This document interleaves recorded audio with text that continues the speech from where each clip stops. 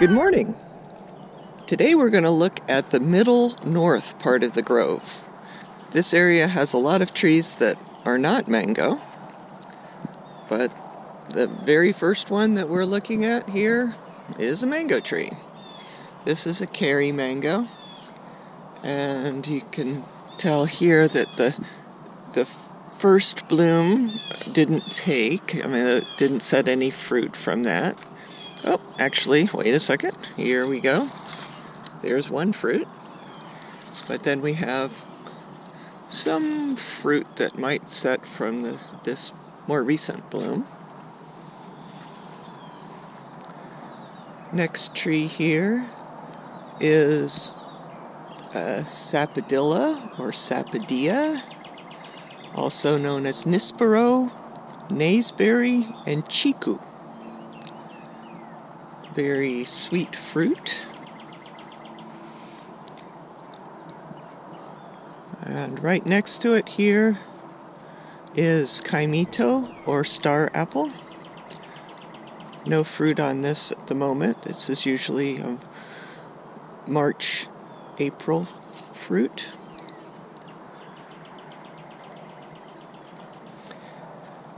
And tamarind. A few nice tamarind. We trimmed this tree back last year, so it would be a little bit more manageable.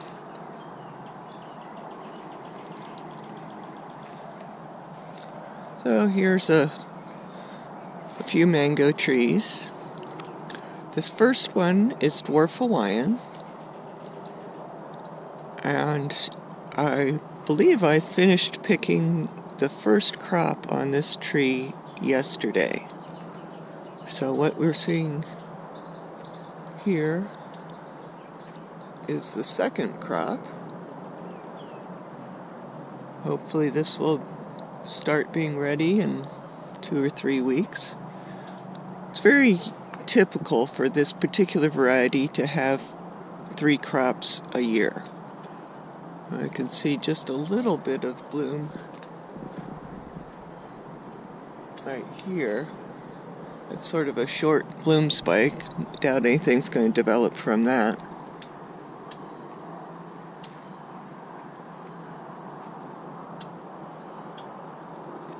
This next tree here is Ryan. It's a rather large tree in contrast to the dwarf Hawaiian, but because of this crazy weather year, we have these flowers there, and small fruit, and then larger fruit. So it looks like it's going to be a good year for Ryan. It's a very nice variety. It can be difficult to find the fruit because it's a green-skinned fruit, except for its very last stage, it turns yellow. And it does have a lot of leaves to search through. So here, this mango tree here used to be a Tommy Atkins. I don't know why I ever planted it in the first place, but I was not happy growing it. It's, on a good day, an average mango. So now what we're looking at are sweet, tart mangoes that were grafted on this side of the tree.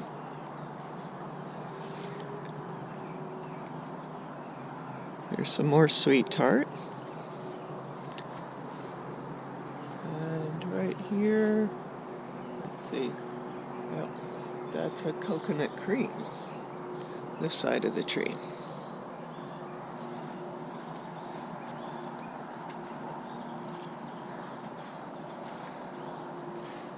And then we'll just do these 3 mango trees here on the fence line, which is,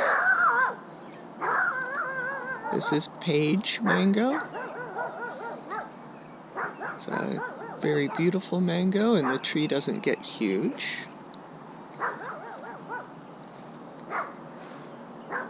This one is Glen. We haven't started picking from this Glen tree yet, but as you can tell, it's got a nice crop on it. It's just a little bit further behind the trees in another area of the grove. And this last one here is Namdokmai. A couple of years ago we had a truck run into this one, but it is totally recovered now. So this next row, we're going to just walk on top of this mound here. This mound used to be a bunch of junk trees. I guess I should just say unwanted trees. Things that grew from birds spreading the seeds. Most of these trees that were here, I think were Java plum. They were immense and completely carpeted the ground with fruit that was rather astringent. So anyway, they had to go, and so the cheapest way to get them out or down was to leave the logs in place, and so we left the logs in place and covered them with sand, and so now we have a little mound. So the first tree here is Jaboticaba. Was planted exactly the same time as the second tree here, which is also Jaboticaba. And the difference between these two trees, I'll step back a little bit, here and there, is that the one on the end, this little one, was knocked over by hurricanes twice, and this one was not. And so that's why the second one is doing so much better. I think the little one has finally recovered though, so hopefully we'll get a crop from it sometime soon. This is one of our black sapote trees. This is fun because we have some flowers here. The one where the flower has turned black has been pollinated, and then we have the fresh one and the one that has not yet opened, two of them. Very interesting flowers, I think. And we still have some fruit on this too. Our trees tend to have a longer season than what is stated for black sapote in Florida. We're happy for that because we get to offer fruit for a longer period of time than a lot of people can. So this next tree here is a kit mango, and there's very few fruit that have set on this tree. It's rather unusual for kit because kit is sort of one of those trees that you can always rely on.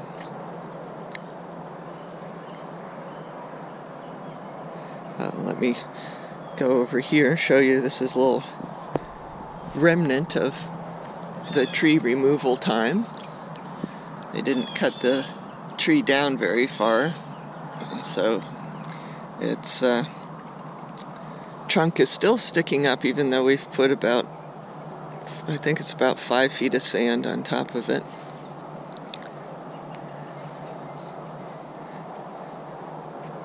I have a few little figs. I don't really grow them seriously, but yeah, they're sort of fun to have. They benefit a lot from mulch, which I'm having a little trouble finding a good source of right now. This is another sapodilla. See the little I think those are flowers emerging there. Oh, no, here we go. This is fun. There's a sapodilla flower. Right there. And then there's one on the side emerging. So you get to see a couple stages of flowers there. And then down here is the fruit. I believe this variety is Moliche. Yes, it is. All right.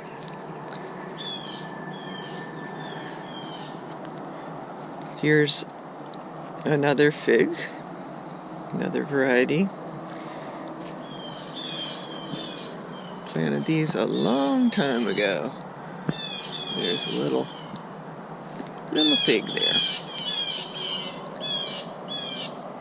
I'll back up for a second here so we don't have to have the sun glaring into the camera. But of course, this is a papaya. Planted this from seed. I like to direct seed papayas for a nice root system. And this one I planted because of its resistance to bugs. So anyway, it's gotten rather tall, so I'll need to plant another one next to it.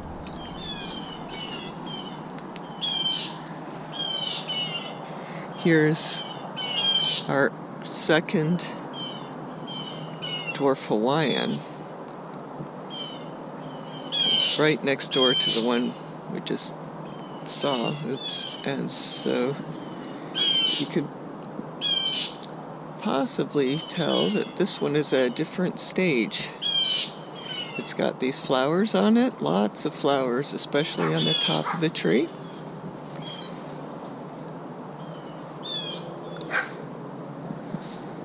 There. And then the fruit are smaller on this tree.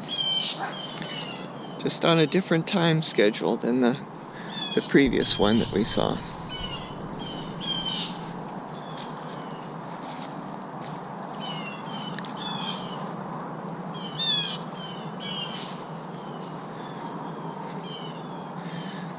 This next tree is lemon zest. This is our first year that we'll have lemon zest for sale, hopefully. It's a relative of the lemon meringue, larger and slightly different flavor, very intense lemony flavor. And so this is a younger tree than the lemon meringue that we have. This is elephant tusk. This was a very early bearer this year. Just a few fruit on it now. Had a very heavy crop. Elephant tusk is a variety that doesn't seem to bear for a while. Has to get to be a rather large tree before it bears, and then it does bear a lot of fruit at a time. It's sort of a specialty mango in that it's best eaten green.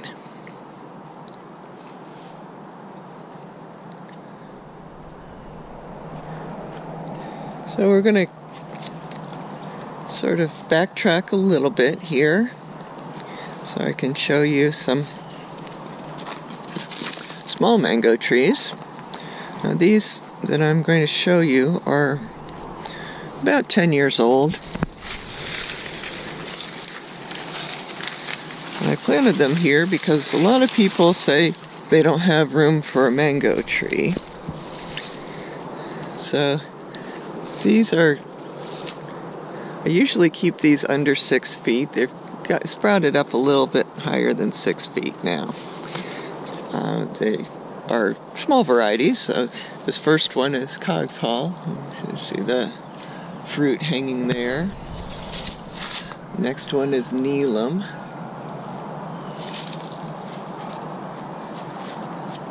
This is very easy to keep these at this height, which, as I said, is under 6 feet usually, but it does require some trimming. As soon as we get the fruit off of these trees, then I'll trim them back. So another cogshaw. And another Neelam. I think the fruit are higher on the other side, but these are hanging down pretty far.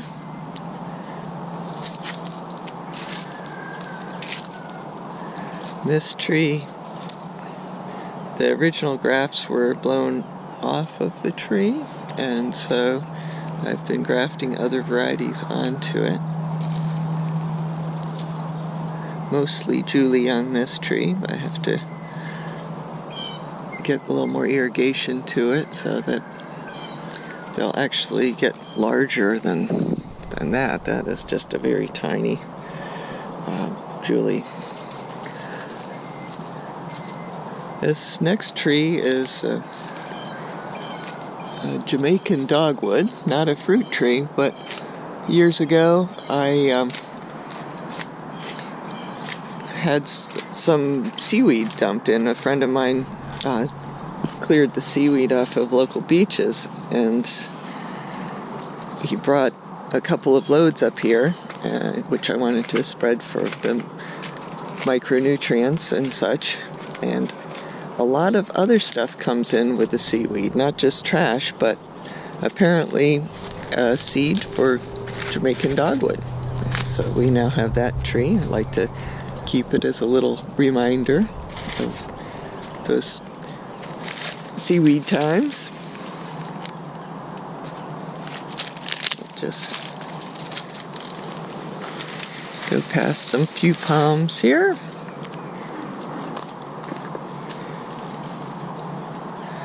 Some ponytail palms.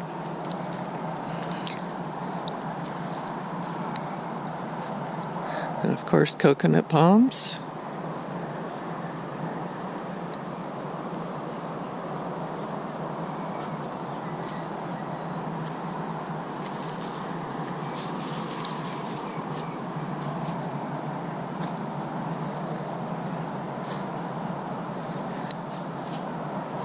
This is one of our lemon meringue trees.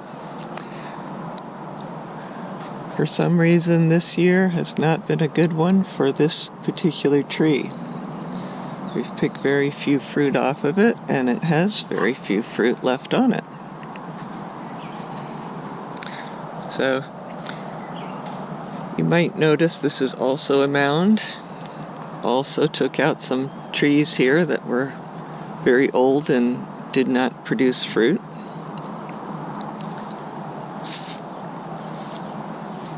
And this is, of course, more coconut palms.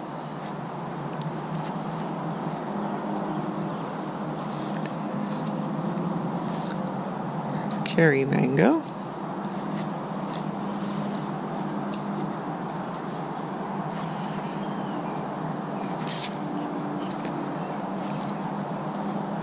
This is choconon, sometimes known as the miracle mango, because sometimes it fruits in the off-season, like December or January. But when it does that, it produces very few fruit. But it's a very tasty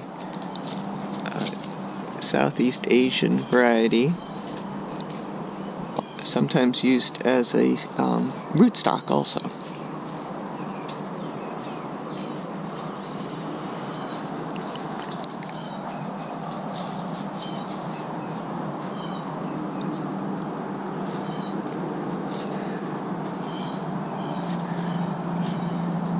So just do a little bit of the fence shot here. These are all lychee that I planted in this area. As I mentioned in some of the posts, that this is the first year that we've had lychee bloom in probably 5 years. We don't have a huge amount of fruit developing from that. Probably because it's at the top of the hill, drier, more windier, all that kind of thing. But we're looking forward to hopefully having some lychee this year. So I need to get to a few more trees to show you.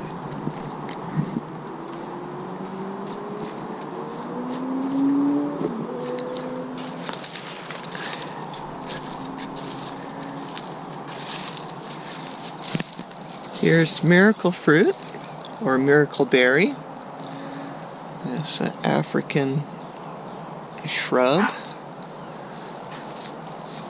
And there we go. I can show you the fruit there, and see if you can see this. The flowers there.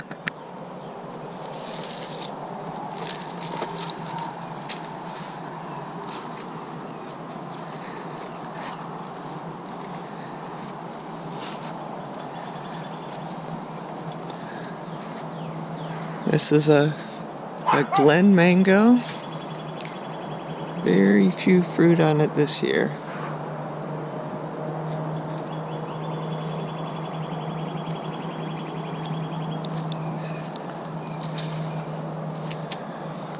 There's a mango tree that we are grafting over. I've put peach cobbler over here on these grafts. And let's see, yeah, K3 here, which is now known as Kathy.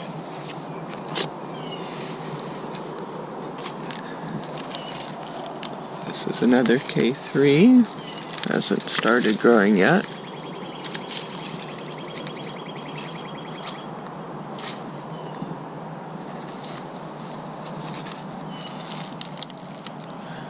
So it's important when you're grafting to take off these shoots that form underneath where the graft is, and all the energy going up to the graft.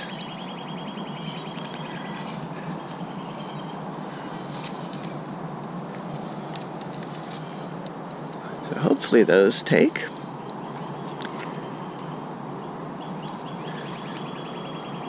This is a Duncan tree.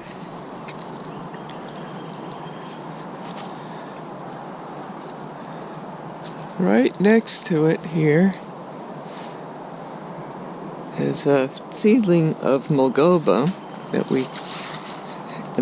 I named Big Jim after one of my very dear customers.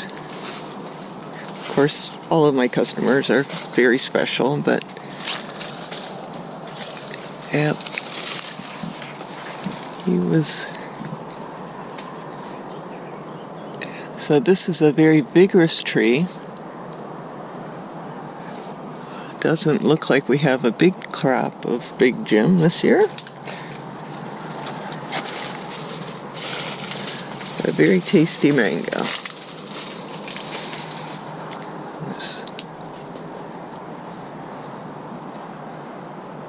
There's some fruit up there. Continue on our path north here, the other side of the coconut palms.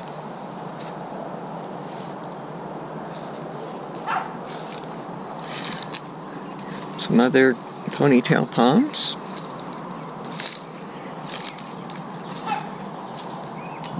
Cocothrinax.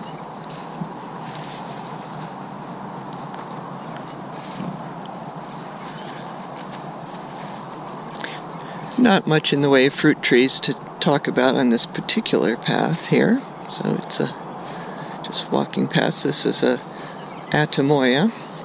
That's sort of fun. Get to see some flowers of the atemoya. Yeah, oh, that's fun too. Little baby fruit right there. Now this is just a happening place in this particular atemoya. This one's called 97-1. Quaint name.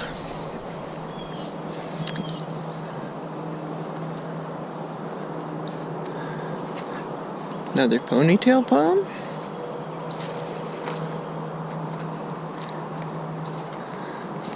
This is a Barbados cherry that's around that particular palm tree. Here's sort of the remnants of Ganep or Memoncillo, sometimes known as Spanish lime, I think.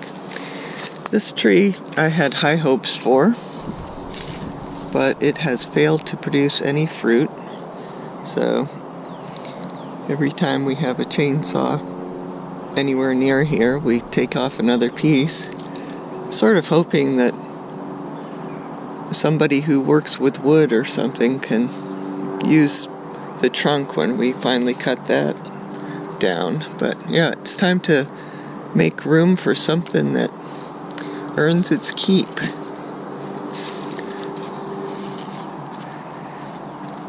Here's another sapodilla. This one got knocked over. I don't remember if it was from a hurricane or from a truck, but it's finally recovering. Lots of nice new growth. And here, on the other side of the Chocanon that we saw in our last part of the video, is a cogshaw. And this cogshaw has got a nice crop of fruit, but on a completely different schedule than our two trees that are in the northeast part of the grove.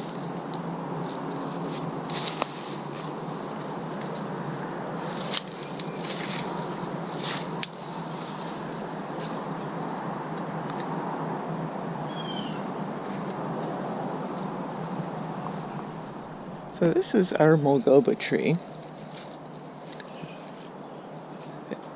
It's most likely 100 years old or older.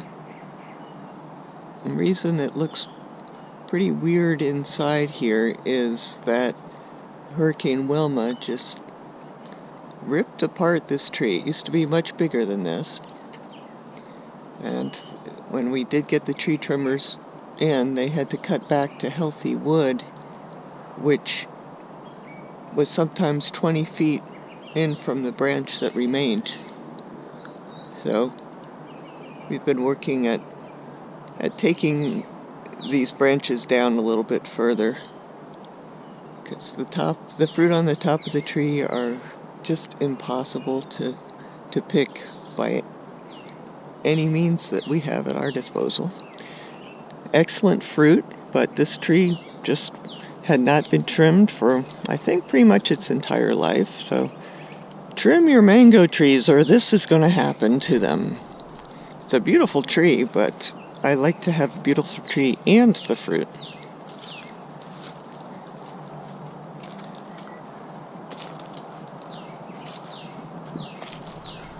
Now we do have some fruit over here. Not sure if that show up too well. But it's on the north side of the tree, because that south side of the tree has been radically trimmed. So hopefully we'll be able to offer some Mulgoba. Always a very popular variety. And this is our last pass at this middle north part of the grove. There's a few jackfruit trees.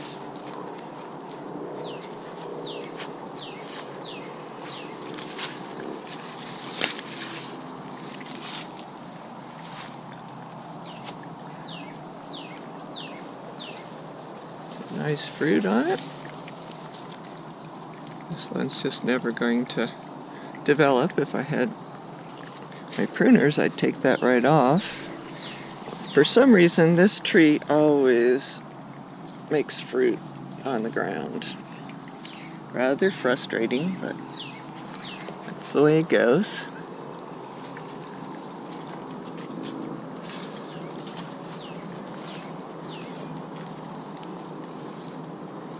It's another jackfruit tree.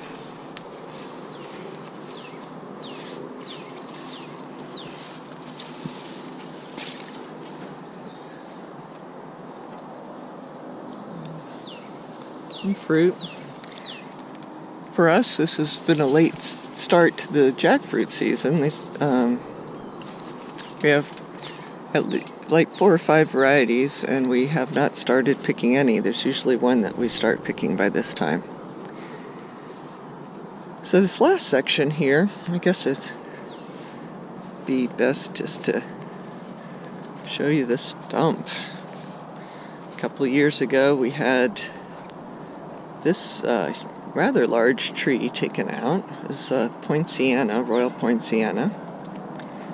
This is what is left of the tree trunk. But this tree spread all the way over the shade house and just was beautiful for a month or 6 weeks out of the year, and just a miserable tree to deal with other times. Very messy tree. And of course, didn't produce fruit. So what I've done here is planted some mangoes, and we'll eventually have some more areas for mangoes. This last tree here is a black sapote, another variety of black sapote that has even more of a persimmon flavor to it. So there are 2 rows of these mangoes that are growing among the weeds. Hopefully get back on the weeds. And then this is the last thing here for point of interest. And this is a noni. I think it's fun how you can the fruit forms while the flowers are still active or whatever. I'm not sure. And then there's one fruit back there that's a little larger.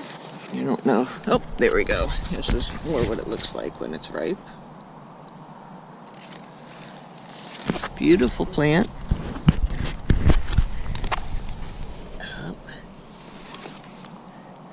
That's what one looks like after it gets eaten by some animals. Probably snails, but I'm not sure. Very good for you. It's sort of the craze or part of the craze in the... Yeah, this is actually the point where you eat it.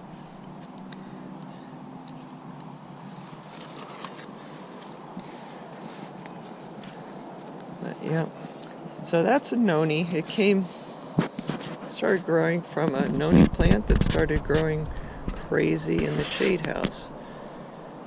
We cut the shade house one down to the height of the shade house. It used to be like 15 feet above the shade house, and so it started growing wider. So there's our end of the middle north tour.